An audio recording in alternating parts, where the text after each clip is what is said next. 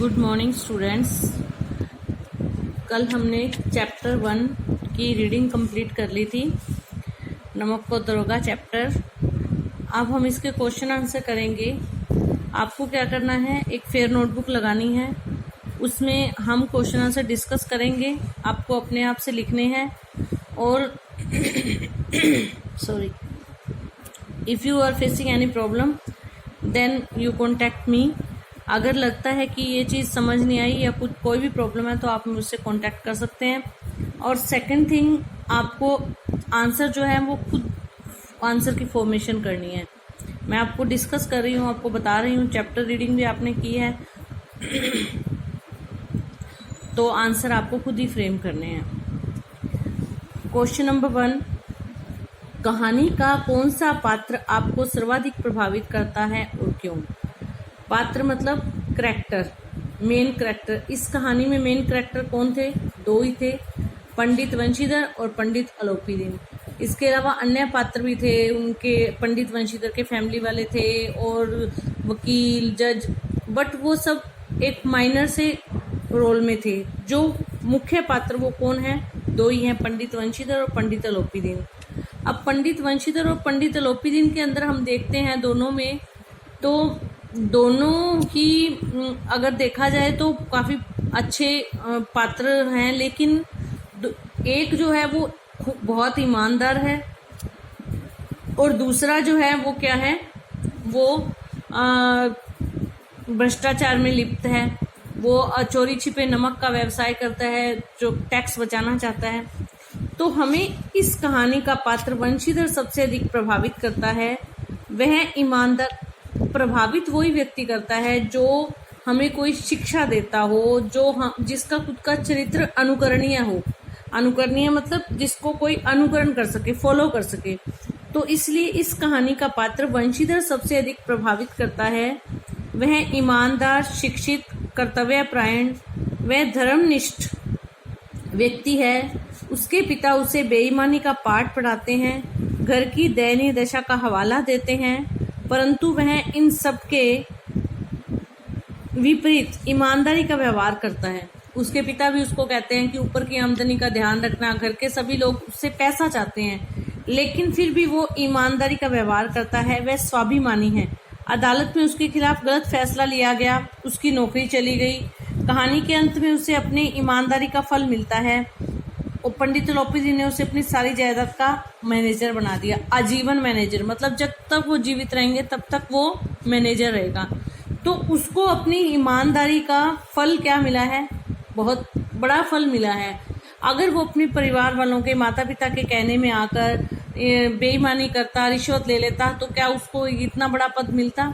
तो इसलिए पंडित वंशीधर का जो चरित्र है वो पूरी कहानी में बहुत ही प्रभावित करने वाला है। अगला प्रश्न, नमक का दरोगा कहानी में पंडित अलोपीदीन के व्यक्तित्व में कौन से दो पहलू उभर कर सामने आते हैं? पहलू मतलब कौन से दो पक्ष हैं उनके व्यक्तित्व के?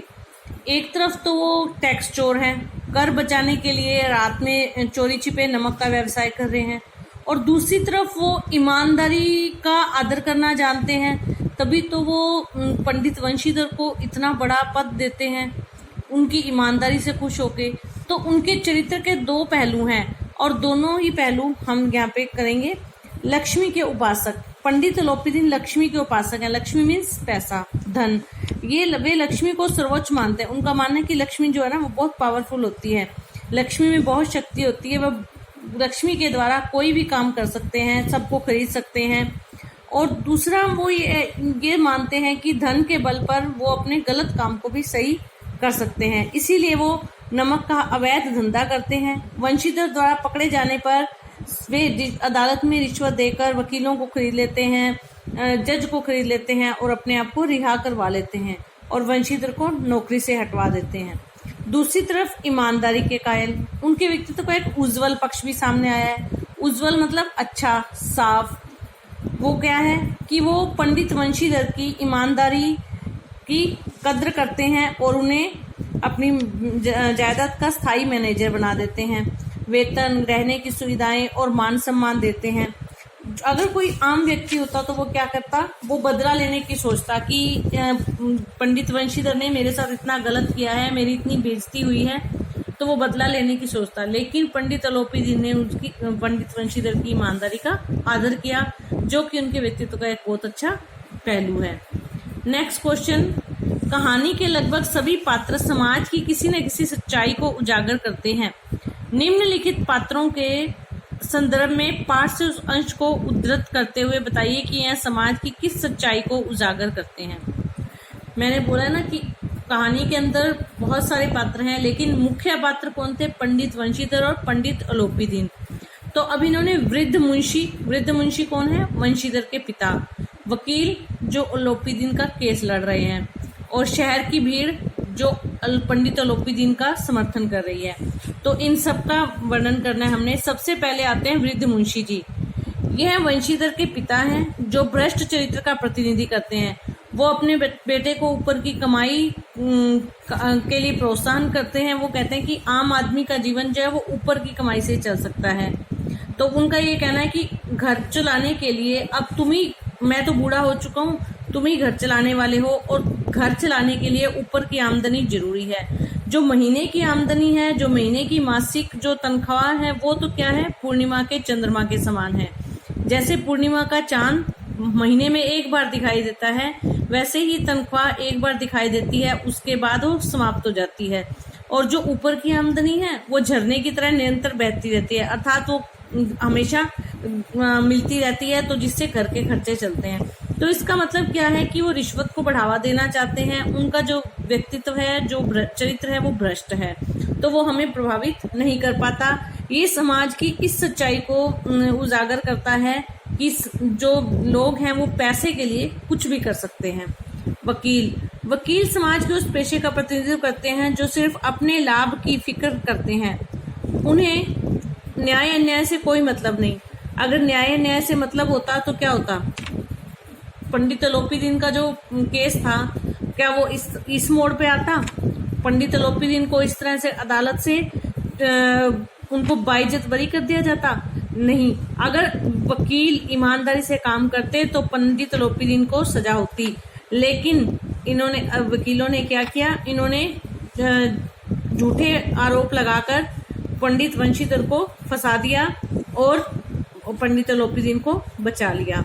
तो ये जो है वो भी समाज के एक ऐसे पक्ष को उजागर करते हैं जो कि केवल पैसे को ही सब कुछ मानते हैं।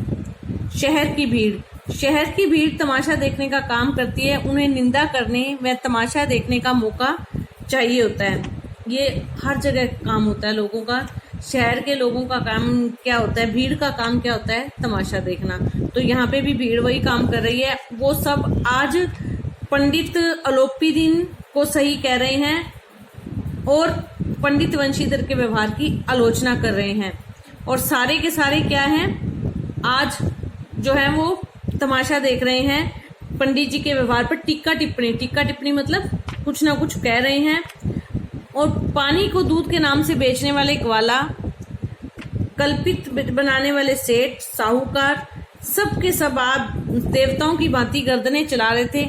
आज जो व्यक्ति गलत है ना, वो भी अपने व्यू दे रहा है, वो भी अपने आप को सही साबित करने की कोशिश कर रहा है कि पंडित अलोपीदीन के साथ गलत हुआ है, पंडित वंशीधर ने ये क्या कर दिया। तो कहने का मतलब क्या है कि आज जो भीड़ है ना, वो भीड़ किसी की नहीं होती, तो वो भीड़ भी आज तमाशा देख रही है। तो हम ये 3 प्रश्न करेंगे बेटा, अगले प्रश्न हम कल करेंगे। धन्यवाद।